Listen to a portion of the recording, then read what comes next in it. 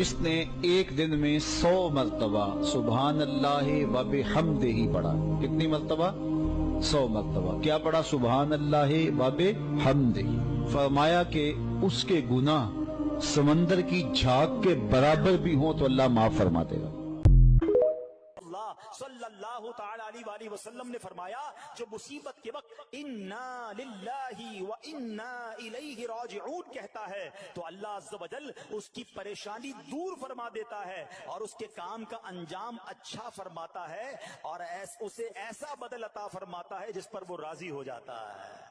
اگر دعا نہ قبول ہو تو دل چھوٹا نہیں کرنا. محبوب فرما رہے ہیں وہ دعائیں جو میری امت نے مانگی اور قبول نہیں ہوئی یہ نہ سمجھنا کہ وہ رائے گا گئی. محبوب فرماتے ہیں کچھ تو نے مانگا نا جو تجھے مل گیا, کچھ وہ بھی تھا جو نے مانگا لیکن نہیں ملا تجھے. تیرے دل میں کچھ خیال بھی آیا دیکھو جی میں نے اپنے اللہ سے اتنا مانگا نہیں دیا. محبوب فرماتے ہیں جو مانگا اور نہیں ملا جنت میں جا کے اللہ جب ان چیزوں کا بدلہ دیں گے نا جو مانگنے سے نہیں ملیں گی اللہ اتنا بدلہ دیں گے کہ بندہ جنت میں خواہش کرے گا کاش دنیا میں میری کوئی دعا قبول نہ ہو.